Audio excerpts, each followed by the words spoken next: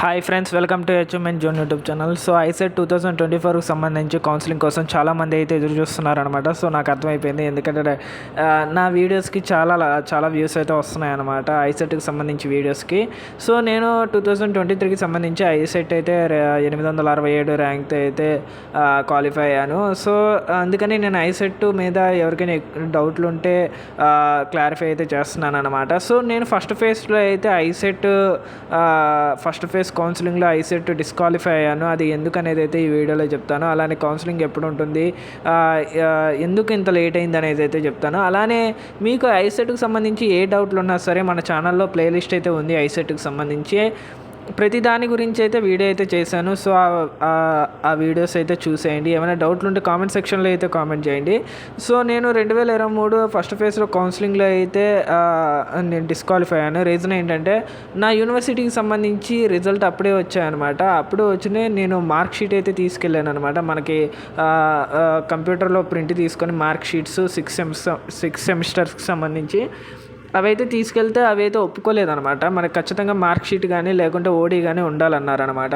So నేను అప్పటికప్పుడు మా ప్రిన్సిపల్ని ఫోన్ చేసి అడిగితే నేనైతే అవైలబుల్ లేను సైన్ చేయడానికి అని చెప్పారనమాట. సో ఇక్కడ కౌన్సిలింగ్కి సంబంధించి డేట్ కూడా నేను షెడ్యూల్ చేసుకున్న రోజు అయితే అయిపోయింది.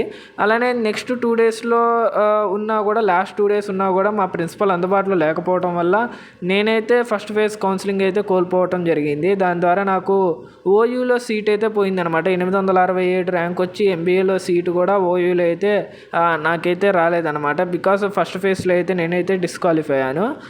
సెకండ్ ఫేజ్లో అయితే వచ్చాను, వేరే లోకల్ కాలేజీలో అయితే పెట్టుకున్నాను అనమాట. సో నేను జాబ్ చేసుకుంటూ ఎంబీఏ చేసేస్తున్నాను కాబట్టి అదే చూస్ చేసేసుకున్నాను.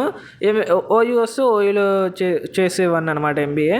సో 2024 లేట్ అవ్వడానికి కారణం ఏంటంటే ఇంకా యూనివర్సిటీలు తెలంగాణలో ఏ అయితే యూనివర్సిటీలు ఉన్నాయో ఓయూ కానీ, మహాత్మా గాంధీ కానీ, కాకతీయ కానీ, జేఎన్టీయూ కానీ, అలానే శాతవాహన కానీ ఇలాంటి యూనివర్సిటీలకు సంబంధించి ఇంకా ఫైనల్ ఇయర్ రిజల్ట్ అంటే 6th సెమ్ రిజల్ట్ కానీ లేకుంటే బ్యాక్లాగ్ ఎగ్జామ్ కండక్ట్ చేస్తే అడ్వాన్స్ బ్యాక్లాగ్ వాటికి సంబంధించి రిజల్ట్ కానీ ఇంకా అయితే రాలేదన్నమాట. అవి వస్తే ఖచ్చితంగా కౌన్సిలింగ్కి సంబంధించి షెడ్యూల్ అయితే ఐసెట్కి రిలీజ్ చేస్తారు. సో మ్యాక్సిమం లాస్ట్ ఇయర్ అయితే ఆగస్ట్లో ఉండాల్సిన కౌన్సిలింగ్ ఇదే రీజన్తో సెప్టెంబర్కి అయితే పోస్ట్ పోన్ అయింది. సో ఈసారి కూడా సెప్టెంబర్లో అయితే కౌన్సిలింగ్ ఉండే అవకాశం అయితే ఉందన్నమాట.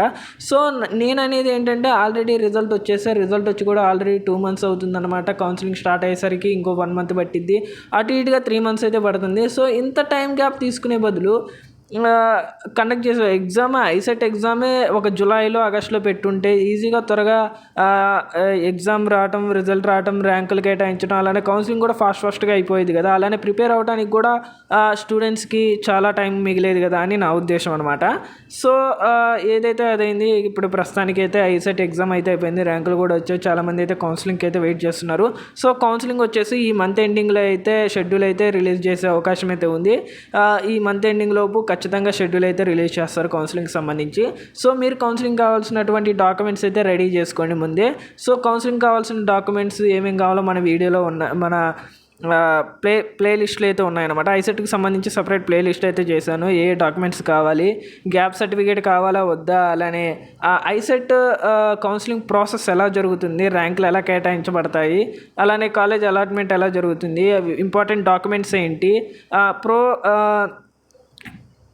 కౌన్సిలింగ్కి ముందు కౌన్సిలింగ్ తర్వాత ఇచ్చే మనకి ఇంపార్టెంట్ డాక్యుమెంట్స్ ఏంటి, వాటిని ఎలా ఫిల్ చేయాలి, ఏముంటుంది ఆ డాక్యుమెంట్స్లోకి సంబంధించి అనేది అయితే వీడియోలో అయితే చేశాను. సో మీరు ఐసెట్కి సంబంధించి ఎవరైతే ఎంసీఏ అండ్ ఎంబీఏకి జాయిన్ అవ్వాలి 2024లో అనుకున్నారో వాళ్ళైతే ఆ వీడియోలో అయితే చూసేయండి.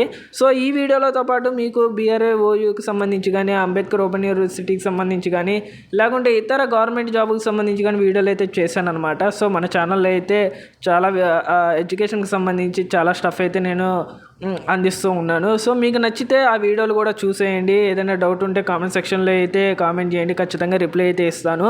సో మీకు ఐసెట్కి సంబంధించి ఇంకేమైనా డౌట్లు ఉంటే క్లారిఫై చేయడానికి అయితే ట్రై చేస్తాను. కింద కామెంట్ సెక్షన్లో అయితే కామెంట్ చేయండి ఏమైనా ఐసెట్కి సంబంధించి ఇబ్బందులు ఏమైనా ఉంటే. సో ఇదనమాట. సో అచీవ్మెంట్ జోన్ యూట్యూబ్ ఛానల్లో వీడియోలు అయితే చూడండి, నచ్చితే లైక్ చేయండి, షేర్ చేయండి, అలానే సబ్స్క్రైబ్ అయితే చేసుకోండి.